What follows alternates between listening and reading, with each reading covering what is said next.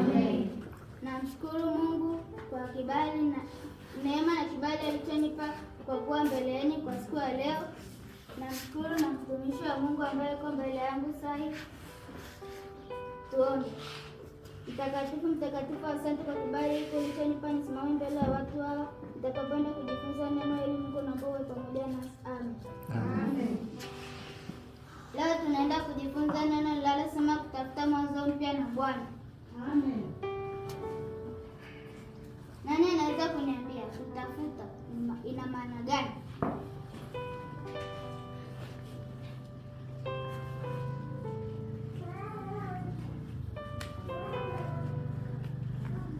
Amina.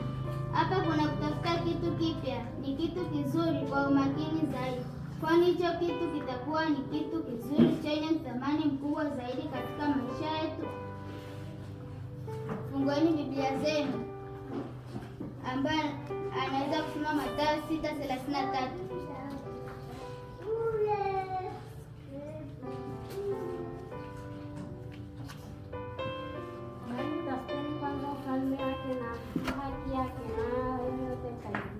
Hapa tumeona bali utafuteni kwanza ufalme wake na haki yake, na hayo mengine mtazidishiwa.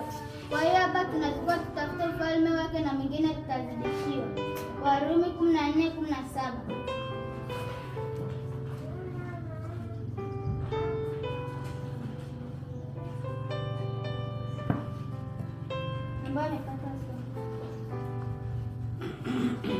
Maana ufalme wa Mungu si kula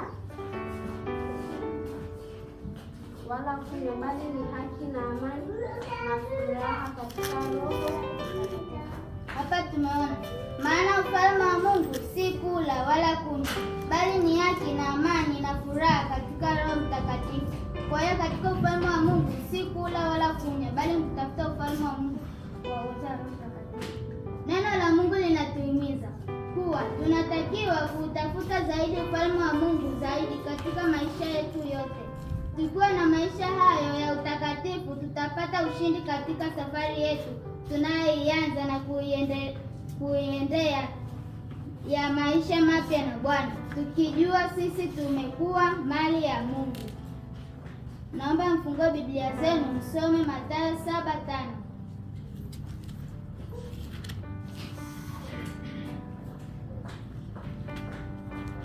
ambayo amepata Mnafiki wewe,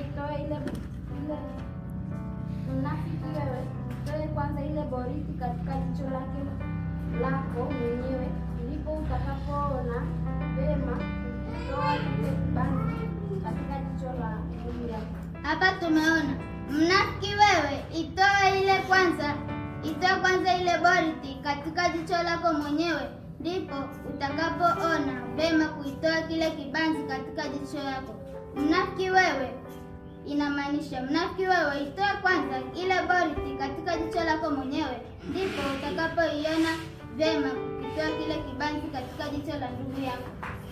Inamaanisha tunatakiwa kujichunguza sisi wenyewe na kutoa uovu wote ndani yetu kwa kutubu na kuacha, ili tuwe safi na maisha yetu yawe mapya, na pia ili tuweze kuwasaidia wengine ili nao wauone ushindi ambao sisi tulioupata.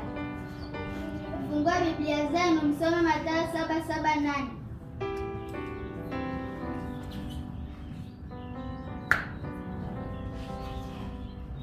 Aliyepata asome.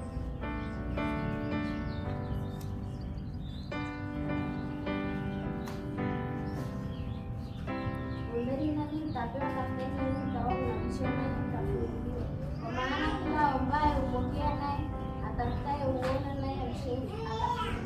Hapa tumeona kwa maana kila ambaye hupokea naye atafutaye huona, naye abishaye atafunguliwa.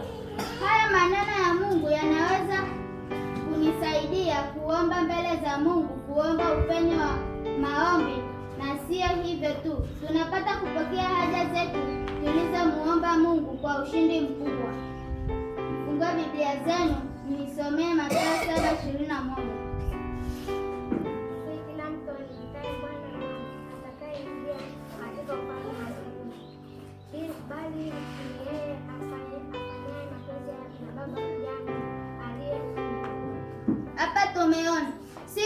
mtu aniambiaye Bwana, Bwana atakayeingia katika ufalme wa mbinguni, bali ni yeye afanyaye mapenzi ya Baba yangu aliye mbinguni.